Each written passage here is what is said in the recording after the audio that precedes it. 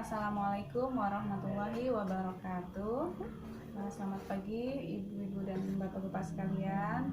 Senang sekali kita dapat hadir pada pertemuan hari ini ya. Kita akan belajar mengenai kesehatan dan gizi ya. Nah, pada kali ini tema kita yaitu pemeriksaan kesehatan ibu hamil. Nah, proses yang dilakukan dalam bukan proses ya. Nah, ini kita akan diskusi ya. Kita akan diskusi. Kemarin sudah berdiskusi ya mengenai kesehatan. Nah, maka saya minta untuk kelompok tinggi menyampaikan hasil diskusinya ya. Nah, sudah silahkan kepada Ibu Nara. Iya.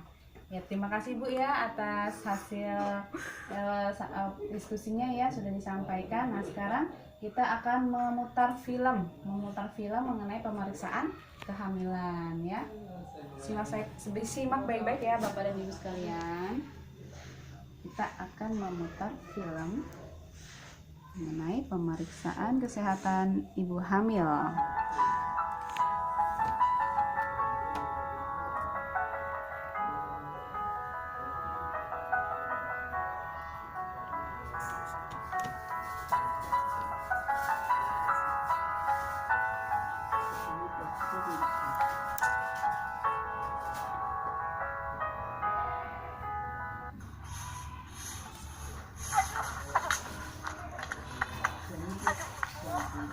Ibu kenapa? Kok ibu pucat begini, Bu? Ibu lemes ya? Ibu belum sarapan? Sakit? Saya pusing. Ada apa, Bu? Ini, Mas, tadi ibu ini tiba-tiba jatuh. Terus sekarang kayaknya lemes banget. Nggak bisa berdiri gitu, Mas. Kalau begitu kita bawa ke puskesmas saja yuk. Iya, kayaknya harus dibawa ke puskesmas sekarang juga. Ayo, mari saya gendong, Bu. Bu! Pak, Kenapa, Bu? ini istrinya Bang Sayur. Iya, Bu. Ini istri saya. Lagi hamil. Oh, lagi hamil. Nggak kelihatan. Kurus banget, Pak, istrinya. Kayaknya harus dibawa ke puskesmas sekarang juga, Mang. Jangan.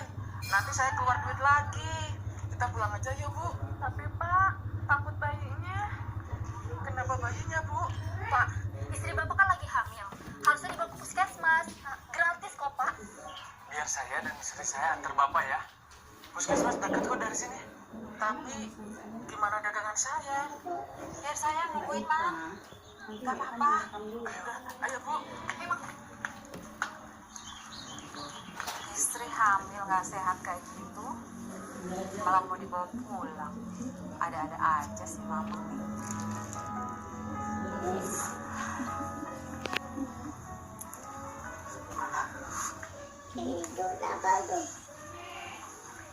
Gimana istri saya, Bu Bidan? Apa pernah kejadian seperti ini sebelumnya? Enggak sih, Bu. Cuma istri saya tuh sering ngomel-ngomel, pusing, gak nafsu makan. Terus akhir-akhir ini mendadak ngidam. Bawaan bayi kali ya, Bu? Apa istri Bapak minum tablet tambah darah atau multimikronutrien yang saya berikan beberapa bulan yang lalu? Apa itu, Bu? Emang perlu ya, Bu? Bapak lebih banyak perhatian terhadap kesehatan ibu dan bayi.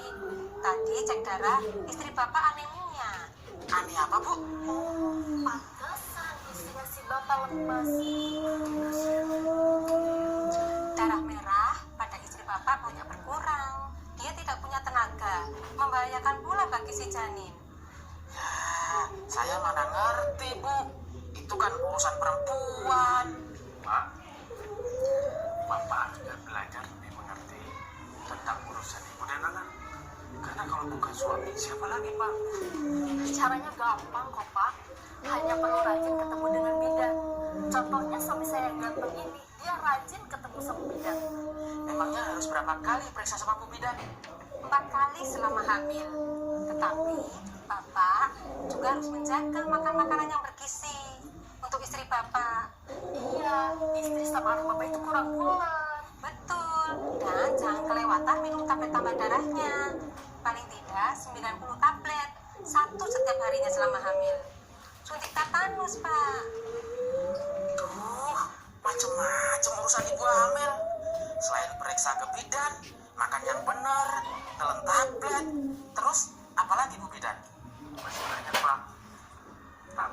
nggak usah bingung, tanyain aja sama saya. Yang penting diutamakan itu anak dan istri, Pak. Tuh, kan banyak yang bantu. Mari, Pak, ke dalam. Lihat istri Bapak. Baik, Bu.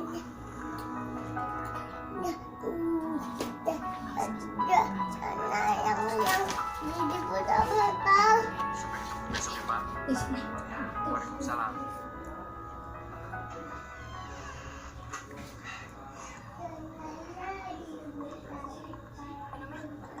Makasih ya.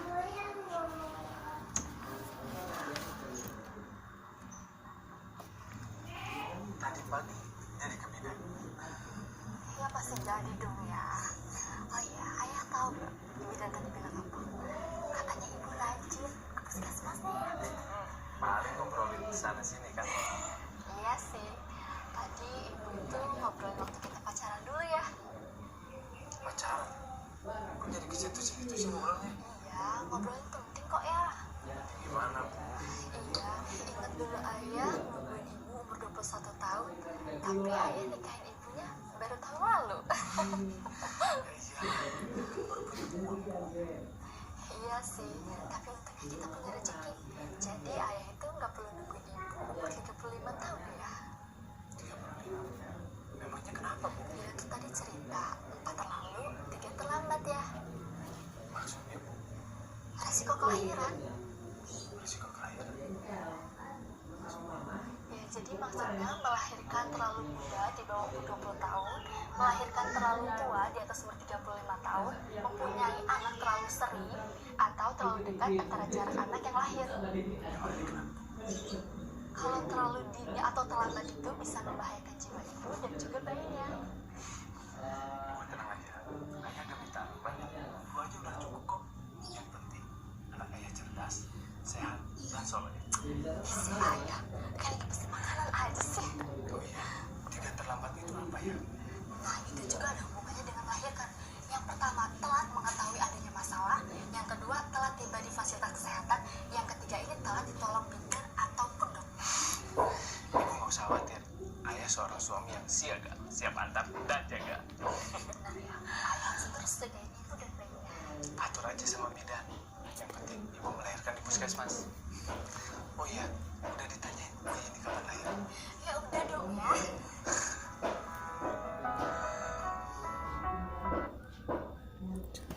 Baiklah, Ibu dan Bapak sekalian, kita sudah melihat ya film tentang pemeriksaan ibu hamil. Nah, setelah menonton film pendek tersebut ya, saya ingin bertanya nih. Nah, dari film tersebut, kemana mereka membawa ibu tersebut, ibu yang sedang hamil tadi ya? Nah, ibu yang sedang hamil tadi kira-kira dibawa kemana? Iya, dibawa kemana Pak? Ibu ke puskesmas ya. Kemudian apakah nah di sini saya ingin bertanya nih kepada Ibu Ratih ya, apakah Ibu Ratih juga pergi ke puskesmas pada saat hamil? Iya, Ibu ya, kita harus memeriksakan kehamilan di ini ya, tempat kesehatan ya. Kemudian berapa kali ibu hamil harus menemui bidan selama kehamilan? Saya ingin bertanya nih kepada bapak-bapak nih ya, kepada Pak Supri. Silahkan Pak, berapa kali Pak setelah menonton film tadi? Tentunya Bapak juga mengetahui ya, berapa kali ibu hamil itu harus memeriksakan kehamilannya. Berapa kali Pak? Iya, 4 kali ya selama masa kehamilan itu paling minimal ya.